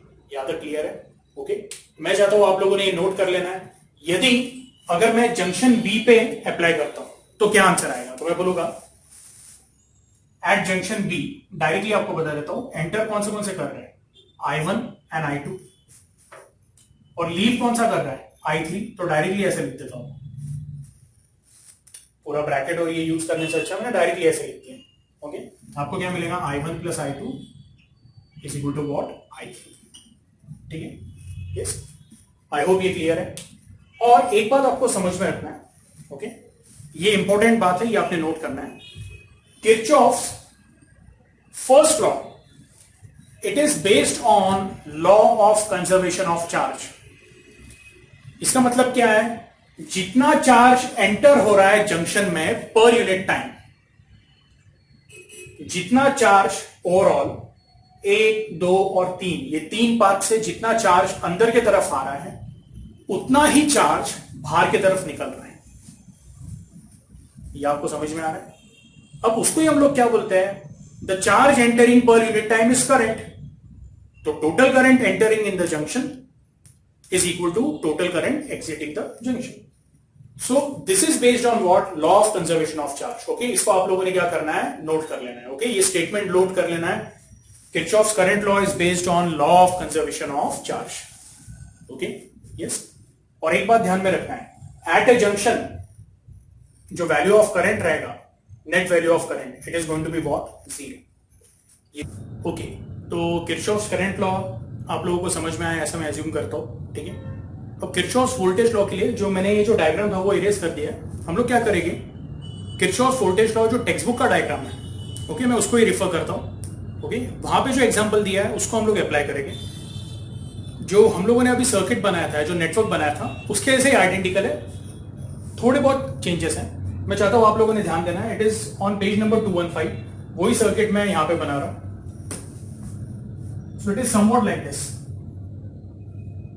ये आपका R1 दिया हुआ है, ये आपका EMF सोर्स E1 दिया हुआ है, ओके। उसके बाद फिर ये यहां पे भी एक रेजिस्टेंस दिया हुआ है उन्होंने, लेट अस से उन्होंने इसको यहां पे R3 बोला हुआ है। This is point A, this is point B। B से एक रेजिस्टेंस ऐसा है जो ये पॉइंट पे मिलता है, दिस पॉइंट इज F, और ये रेजिस्टेंस को उन्होंने बोला हुआ है R5, ओके। और यहां पे एक और रेजिस्टेंस लगा है जिसको बोला है R2। यहां पे एक EMF सोर्स किया हुआ है, और यहां पे एक और रेजिस्टेंस उन्होंने लिया हुआ है, ओके, विच इज R4, ठीक है। अच्छा, अभी यहां पे लॉजिक ऐसा उन्होंने यूज किया है कि जो EMF सोर्स E1 है उससे करंट I1 जनरेट होगा, EMF सोर्स E2 है उससे करंट I2 जनरेट हो। ओके, यस, ऐसा भी कर सकते हैं हम लोग, या फिर ऐसे भी बता सकते हैं कि जो I1 है, I1 से करंट यहां पे डिस्ट्रीब्यूट हो रहा है, okay, to R2 and R5। But अभी फिलहाल हम लोग कैसे कंसीडर कर रहे हैं, देखो एजम्पशन है ना, हम लोग कैसे भी ले सकते हैं। जब इसके न्यूमेरिकल आपको सॉल्व करने को मिलेगा ना, तब आपको समझ में आएगा कि आप जो भी एजम्पशंस लो कि करंट कहां से कहां फ्लो हो रहा है, ओके, यस, लेकिन आपका जो फाइनल आंसर है वो आपको बताएगा कि आपने जो एजम्पशन लिए वो सही है या गलत है। बोलने का मतलब क्या है, मैं ऐसे भी बोल सकता हूं कि ये जो I1 है, ये I1 यहां पे स्प्लिट हो जाता है एज I2 एंड I3, बराबर।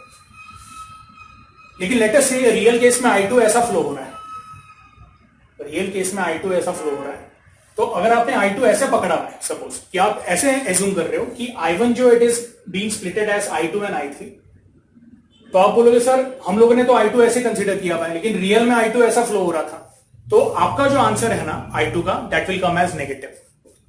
जैसे लेटर से I2 का वैल्यू 5 एम्पियर है, लेकिन आपने ऐसा एज्यूम किया है I1 जो है वो स्प्लिट हो रहा है एज I3 एंड I2, तो आपका I2 का वैल्यू 5 एम्पियर नहीं आएगा, it will come as -5 ampere. क्यों? तो आपने इसका डायरेक्शन क्या लिया हुआ है, उल्टा लिया हुआ है। तो नेगेटिव साइन आपको क्या इंडिकेट करेगी, वो आपको बताएगी कि जो आपने डायरेक्शन कंसीडर किया करंट का, वो क्या है, गलत है। ओके, एनीवे, अभी फिलहाल हम लोग क्या कर रहे हैं, we are going according to text book.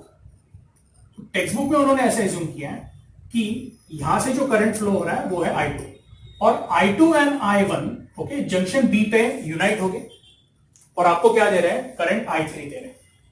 Okay, yes, anyway, ये जो हम लोग पढ़ रहे हैं, we have to study what, Kirchhoff's voltage law, ठीक है, इसको हम लोग किरचॉफ्स सेकंड लॉ भी बोलते हैं। ओके, बिफोर स्टार्टिंग सबसे पहले मैं ये बोलूंगा कि यहां पे हमारे दो जंक्शन हैं, जंक्शन बी पे I1 और I2 यूनाइट होता है, और हमें एक नया करंट मिलता है I3 which flows through R5। R5 पे फ्लो होने के बाद जंक्शन F पे आता है, जंक्शन F पे वापस डिवाइड होगा, वो इधर से I1 फ्लो होगा और इधर से क्या फ्लो होगा, I2। तो जंक्शन बी पे I1 एंड I2 यूनाइट हुए, और जंक्शन F पे वापस क्या हो गए, स्प्लिट हो गए। ये क्लियर है? Okay, yes. तो सिंपली मैं यहां पे लिख देता हूं, बाय KCL, ओके, डायरेक्टली मैं बोलूंगा at junction B, okay, I से जो करंट एंटर हो रहा है, summation of I will be equal to what, 0। Current कौन से एंटर हो रहे हैं, तो एक I1 एंटर हो रहा है, I2 एंटर हो रहा है, तो I1 प्लस I2, और कौन सा करंट लीव हो रहा है, I3, that is equal to 0, therefore I1 plus I2 is equal to what, I3। This is your equation number 1, ठीक है। अब सबसे पहले इसका जो स्टेटमेंट है ना, ओके, किरचॉफ्स करंट लॉ तो आपको आया समझ में, कैसे अप्लाई किया, हमें ये इक्वेशन मिला, I1 plus I2 is equal to I3। अब जो मेन किरचॉफ्स वोल्टेज लॉ है, उसका हम लोग स्टेटमेंट देखेंगे। ओके, तो पेज नंबर 215 पे जाना है आप लोगों ने, ओके, और वो स्टेटमेंट है।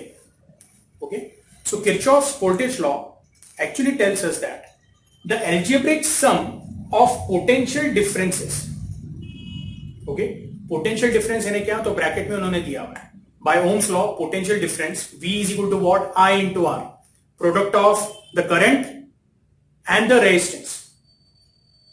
तो potential difference between two points, okay, that is nothing but equal to what, the current that is flowing between those two points, okay, through the resistance R, तो I into R।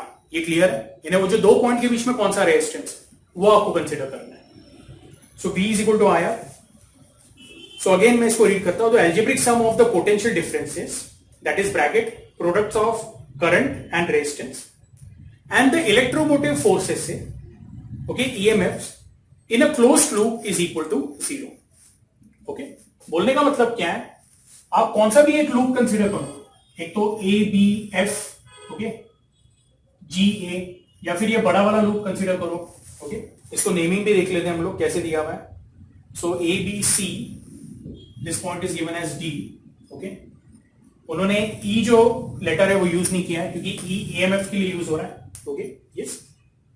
So basically by Kirchhoff's voltage law we say the algebraic sum of the potential differences and the electromotive forces in a closed loop is equal to 0. Okay, यानी Kirchhoff's voltage law क्या बोलता है,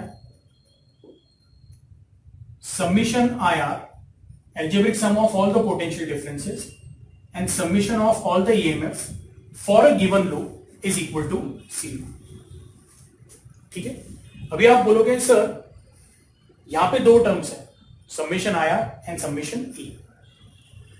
Kirchhoff's current law में एक ही term था summation I, लेकिन उसके लिए दो कन्वेंशन थे. तो क्या यहां पे भी कन्वेंशंस होंगे, कोई लेने होंगे? बिल्कुल लेने होंगे. ओके, और जो साइन कन्वेंशंस हैं, वो साइन कन्वेंशंस क्या है वो मैं आपको बता देता हूं. Okay, yes. पहला साइन कन्वेंशन है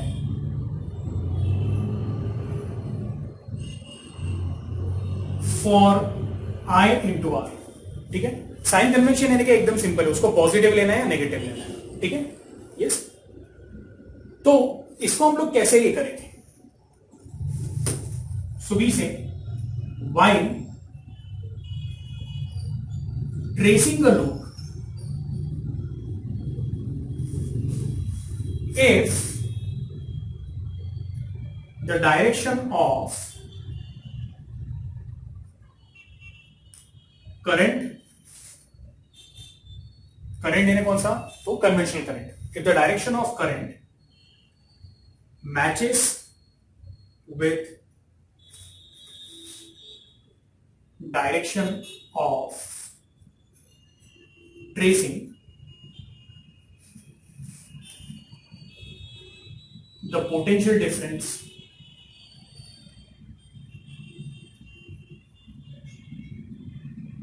is considered negative or else positive. Okay, ये साइन कन्वेंशन फॉर IR है. इसका मतलब क्या? While travelling through a circuit या while tracing through a circuit और अ लूप, ओके, यदि हम जो डायरेक्शन में जा रहे हैं, जैसे अगर मैं इसको ट्रेस कर रहा हूं, लेटर से मैं बोलता हूं लूप ABFGA, ABFGA. अगर ये लूप में मैं ट्रैवल कर रहा हूं तो पहले मैं कहां से जा रहा हूं? ए से लेके बी तक जा रहा हूं. जब मैं ए से लेके बी तक जा रहा हूं ना, तो मुझे ऐसा दिखता है मेरे साथ कन्वेंशनल करंट I1 भी कैसे जा रहा है? इन द सेम डायरेक्शन. ये आपको आ रहा है समझ में? ओके, तो मेरा डायरेक्शन ऑफ ट्रेसिंग और कन्वेंशनल करंट का ट्रेसिंग सेम है. कन्वेंशनल करंट भी ए से बी जा रहा है, मैं भी ए से बी जा रहा हूं. तो ऐसे केस में कन्वेंशनल करंट किस में से जा रहा है? R1 में से. ओके, और जब वो R1 में से जाएगा तो हम लोग बोलेंगे जो potential difference between point A and B रहेगा, that will be given by what? Ohm's law. And उसका वैल्यू क्या रहने वाला है? It will be I1 R1. तो जब ए से बी जा रहे हैं, पोटेंशियल डिफरेंस क्या है, या पोटेंशियल ड्रॉप क्या है, या फॉल इन पोटेंशियल क्या है? That is nothing but equal to I1 into R1. और उसको अगर मैं ये कन्वेंशन लगाता हूं, so while tracing a loop, if the direction of the current matches with the direction of the tracing, the potential difference is considered negative. मैं यहां पे क्या लगाऊंगा? माइनस साइन लगाऊंगा. ठीक है, फिर आप बोलोगे sir A B F, B से जब एफ जाएंगे तो क्या होगा? जब आप बी से एफ जा रहे हो तो I1 को भूल जाओ, अभी I1 नहीं है. जब आप बी से एफ जा रहे हो तो क्या है? I3 है.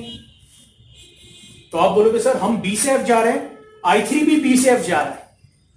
ठीक है, I3 बी से एफ जा रहा है. I3 किस में से जा रहा है? Sir through R5. तो हम लोग बोलेंगे अगर R5 में से जा रहा है तो by Ohm's law potential difference between B and F, it is going to be what? I into R. तो ये हो जाएगा I3 R5. सर इसको साइन कौन सी देनी है? नेगेटिव. क्यों? तो हमारा जो डायरेक्शन ऑफ ट्रेसिंग है वो बी से एफ है, और जो करंट फ्लो हो रहा है वो कौन सा है? I3. वो कैसे फ्लो हो रहा है? वो भी बी से एफ हो रहा है. सिमिलरली इसके बाद क्या है? हम लोग एफ से जी जा रहे हैं. तो जब एफ से जी जाएंगे तो वापस यहां पे कौन सा करंट अवेलेबल है? I1. अभी I3 को भूल जाना है, क्योंकि I3 क्या हो गया? I3 के टुकड़े हो गए. एक I1 हो गया और दूसरा क्या हो गया? I2. ओके, ध्यान से सुनना है आप लोगों ने. सो ऐसे केस में मैं बोलूंगा, ओके, जब मैं F से G जा रहा हूं तो हमारा करंट है वापस I1 और वो किसमें से फ्लो हो रहा है, R3 में से। तो मैं I1 इंटू R3 को नेगेटिव साइन लगाऊंगा, क्यों? तो अगेन हमारा जो डायरेक्शन है और जो करंट का डायरेक्शन है वो क्या है, सेम है। तो आप बोलोगे सपोज अगर करंट अपोजिट डायरेक्शन से आता, हम लोग F से G जा रहे हो और करंट अगर ऐसा आता G से F, तो क्या होता? तो कुछ नहीं, माइनस की जगह पे आप प्लस लगाते हैं, वही तो लिखा हुआ है ना, और एल्स पॉजिटिव। और उसका भी एग्जांपल आएगा जब हम लोग सेकंड लूप में अप्लाई करेंगे ना। ये तो अभी पहला लूप है, हम लोग इसमें भी अप्लाई करेंगे, B C D F B, इसमें भी अप्लाई करेंगे, तो टेंशन नहीं लेना है, ठीक है, यस। बट अभी आप बोलोगे सर हम लोगों ने सिर्फ इसको अप्लाई किया है, किरचॉफ्स वोल्टेज लॉ पूरी तरह नहीं हुआ है, अभी सबमिशन ऑफ ई बाकी है। ओके, सबमिशन आईआर हो चुका है, एलएचएस का पार्ट जो है उसमें सबमिशन आईआर हो चुका है। सबमिशन ई के लिए क्या लिखे? ओके, तो सबमिशन ई यानी क्या, कौन सा ईएमएफ अवेलेबल है? मैं बोलूंगा E1 अवेलेबल। अब वो E1 पॉजिटिव रहेगा या नेगेटिव रहेगा वो हमें समझना है। वो समझने के लिए मैं यहां पे लिख देता हूं, ऊपर लिखता हूं sign convention for EMF, electromotive force या ईएमएफ सोर्स ई। और वो साइन कन्वेंशन क्या है? बहुत सिंपल है। Again while tracing a loop, okay, if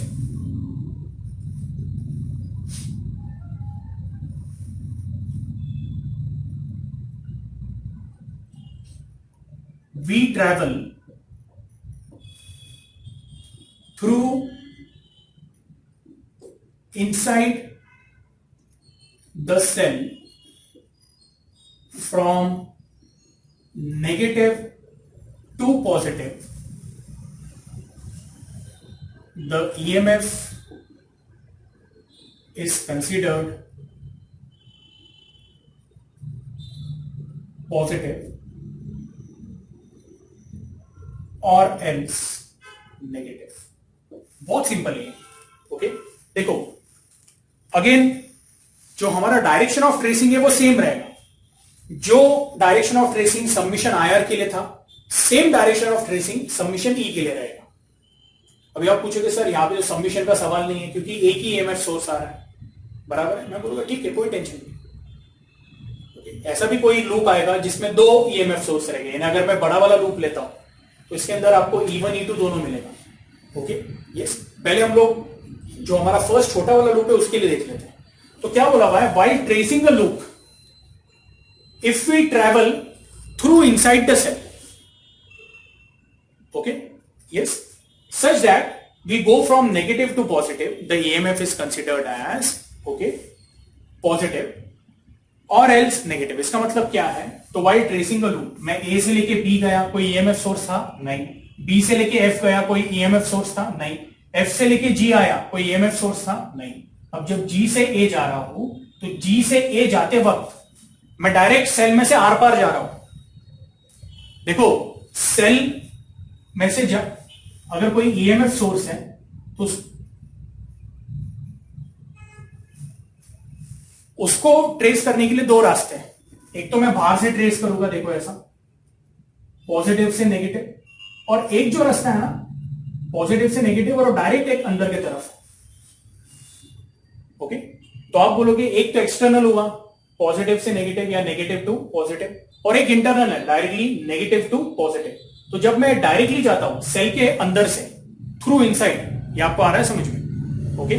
तो मैं बोल रहा हूं ऐसे केस में यदि अगर आप नेगेटिव से पॉजिटिव ट्रैवल करते हो तो आपका ईएमएफ सोर्स क्या रहेगा, it will be positive, okay, yes.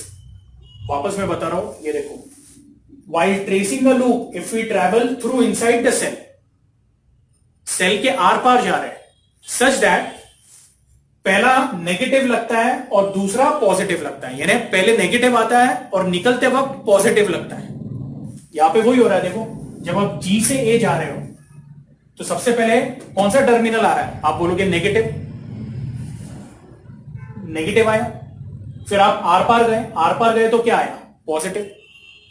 तो अगर यदि ऐसा केस होता है आर पार जाते वक्त नेगेटिव से पॉजिटिव लगता है तो हम लोग ईएमएफ क्या कंसीडर करेंगे? पॉजिटिव। नेगेटिव से पॉजिटिव लगता है तो ईएमएफ का साइन कन्वेंशन क्या होगा, या साइन क्या रहेगा वहां पे? पॉजिटिव। और अगर उल्टा होता है कि पहले पॉजिटिव लगता है और फिर नेगेटिव, तो ऐसे केस में हम लोग बोलेंगे कि यहां पे आप ईएमएफ क्या लोगे? नेगेटिव। वही बोला मैं, और एल्स नेगेटिव। ये क्लियर है? ओके, तो ये हमारा अभी समीशन ई भी हो गया। तो इससे summation I R plus summation E, this is equal to what? 0। यानी हमें यहां पे एक इक्वेशन मिल गया, minus I1 R1 minus I3 R5, okay, minus I1 R3 plus E1 is equal to 0। इसको आप ऐसे भी लिख सकते हो, E1 is equal to what? I1 R1 plus I1 R3 plus I3 R5। ठीक है, आई होप आपको ये दिख रहा है। अच्छा, अभी हम लोग क्या करेंगे ना, एक बार टेक्स्ट बुक में चेक कर लेते हैं। टेक्स्ट बुक में आप लोगों ने पेज नंबर 215 पे देखना है, E1 का इक्वेशन दिया हुआ है। रिमेंबर दिस के ऊपर आपको मिलेगा, देखो रिमेंबर दिस के ऊपर E2 का इक्वेशन है, उसके ऊपर E1 का इक्वेशन। ओके, क्या मिल रहा है? देखो E1 is equal to I1 R1 plus I3 R5 plus I1 R3। ये क्लियर है? यस। अब हम लोग क्या करेंगे ना, हम लोग अभी दूसरे लूप पे जाएंगे। अभी टेक्स्ट बुक में आपका जो लूप दिया हुआ है वो क्या दिया हुआ है? देखो BF DCB, ये ना वो लोग ऐसे गए। ओके, हम लोग क्या करेंगे, हमारा कन्वेंशन चेंज नहीं करेंगे। हम लोगों ने क्लॉकवाइज कंसीडर किया ना, हम लोग क्लॉकवाइज ही जाएंगे।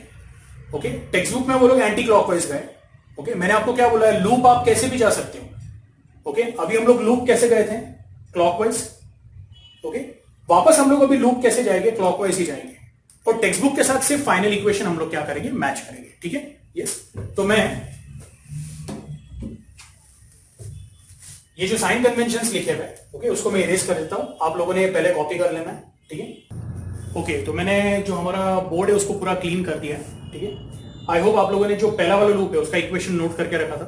ओके, नाउ जो अभी सेकेंड लूप है उसमें हम लोग क्या करेंगे? किरचॉफ्स वोल्टेज लॉ अप्लाई करेंगे। तो सबसे पहले ऊपर लिख देता हूं, summation I R plus summation E is equal to 0। Okay, अब जो हमारा लूप है, अगेन मैं उसको क्लॉकवाइज डायरेक्शन में देखूंगा, B C D F A clockwise. Okay, B C D F A, तो मैं लिख देता हूं, by Kirchhoff's voltage law in loop B C D F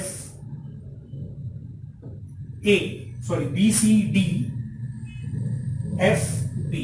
okay, गलती से ये बोला मैं, B C D F B।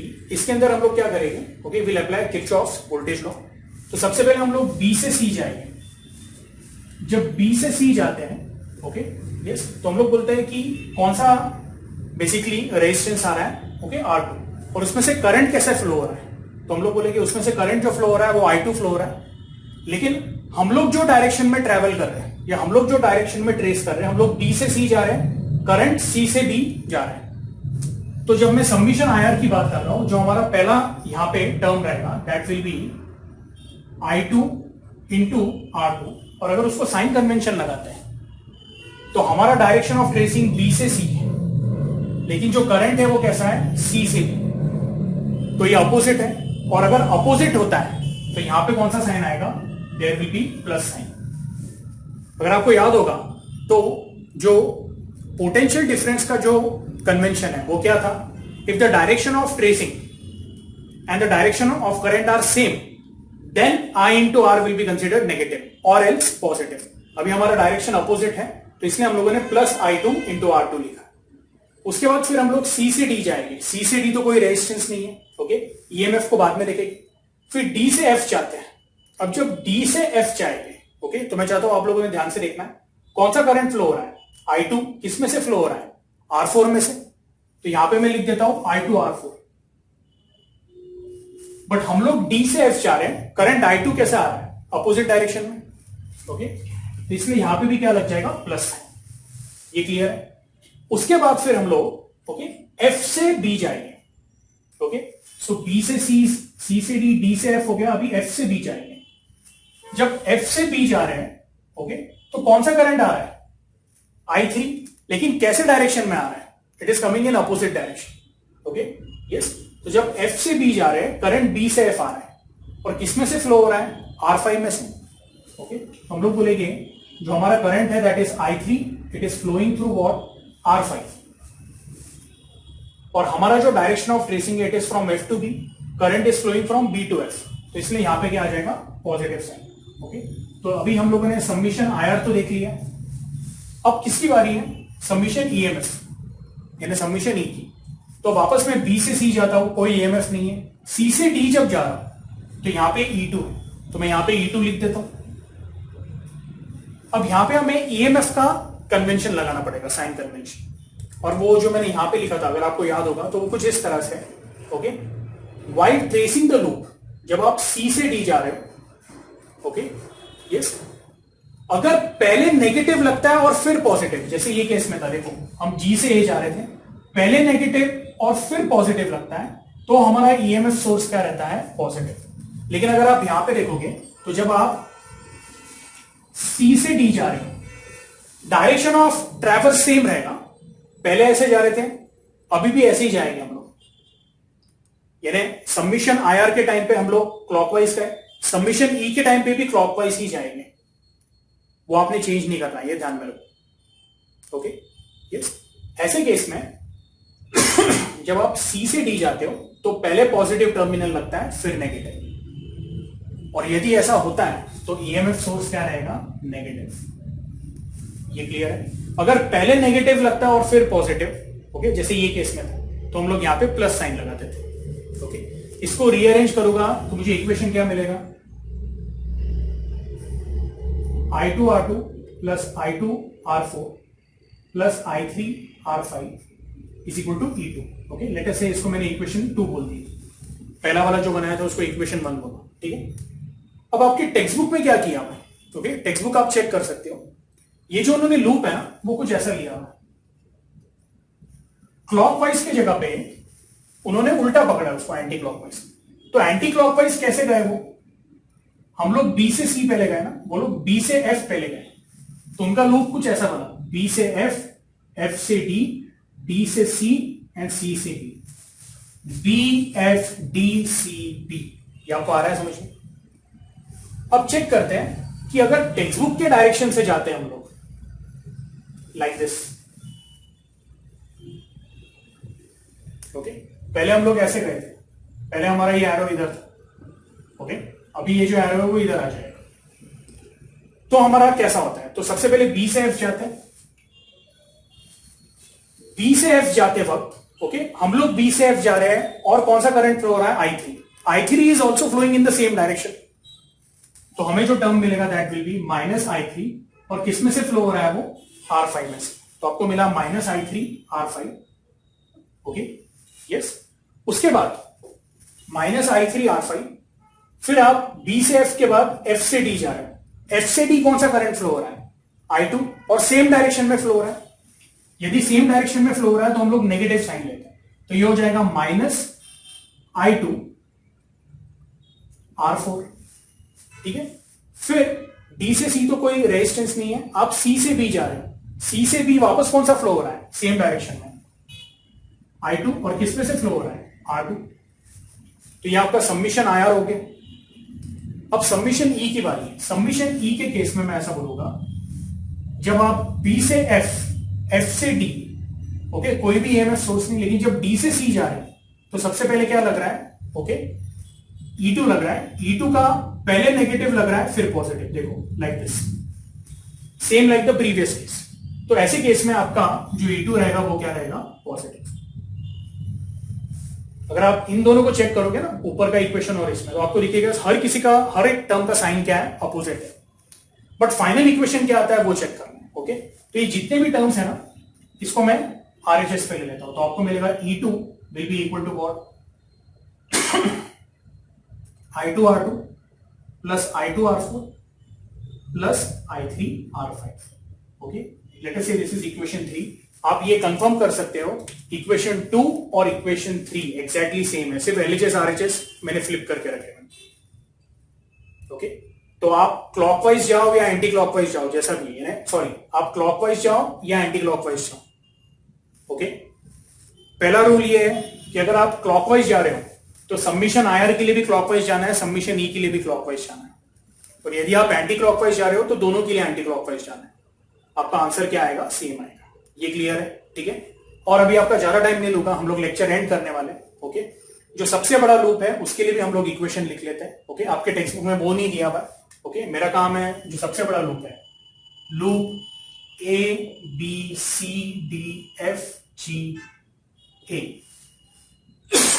ठीक है, यस। तो इसका इक्वेशन कैसे फॉर्म होगा? तो यहां पे जरा टाइम वेस्ट नहीं करेंगे, डायरेक्टली स्टार्ट करते हैं। सबमिशन आईआर पहले देखते हैं। तो ए से लेके बी तक कौन सा करंट फ्लो हो रहा है? I1। किसमें से फ्लो हो रहा है? वो R1 में से। और हमारा डायरेक्शन और I1 का डायरेक्शन क्या है? सेम। हम भी A से B जा रहे हैं, करंट I1 भी A से B जा रहा है, तो ये हो गया -I1 R1। फिर हम लोग B से C जाते हैं, लेकिन जब B से C जाते हैं तो हमको ये पता चलता है कि I2 अपोजिट डायरेक्शन में आ रहा है, C से B। तो यहां पे क्या आएगा? +I2 R2। ओके, उसके बाद C से D तो EMF सोर्स है, वो बाद में देखेंगे। ओके, अब D से F देखते हैं। जब D से F जा रहे हैं तो वापस क्या आना है? I2, लेकिन अपोजिट डायरेक्शन में, तो इसलिए +I2 R4। उसके बाद F से G जाते वक्त हम लोग बोलेंगे कौन सा करंट है? I1, सेम डायरेक्शन में फ्लो हो रहा है, तो वापस क्या आएगा? -I1 R3। ये क्लियर है? और एंड में क्या है? G से A। भाई G से A जो है कोई भी रेजिस्टेंस नहीं है, तो अभी जितना भी सबमिशन आया था वो कंप्लीट हो गया। अब हम लोग किस पे फोकस करेंगे? सबमिशन ई पे। तो सबमिशन ई पे फोकस करने के लिए ये ऊपर का इरेज कर देता हूं मैं। हम लोग वापस ए से बी जाएंगे। ए से बी कुछ है क्या ईएमएफ सोर्स? नहीं। बी से सी कोई है क्या ईएमएफ सोर्स? नहीं। सी से डी, यस, सी से डी ईएमएफ सोर्स है। अभी आप सी से डी जा रहे हो, सी से डी जाते वक्त पहले पॉजिटिव लगता है फिर नेगेटिव। तो यदि पहले पॉजिटिव और फिर नेगेटिव लगता है उसको आप लिखोगे -E2। फिर आप डी से एफ जाओगे, एफ से जी जाओगे, और जी से ए जाते वक्त वापस ईएमएफ सोर्स लगता है, लेकिन जी से ए जाते वक्त पहले नेगेटिव लग रहा है और फिर पॉजिटिव लग रहा है। तो ऐसे केस में ये हो जाएगा आपका +E1। और ये आपका फाइनल इक्वेशन कुछ ऐसा बनेगा, E1 - E2 will be equal to what? तो I1 के टर्म्स वो साइड पे जाके क्या हो जाएंगे? I1 R1 + I1 R3। Okay, yes. और I2 के जो टर्म्स हैं,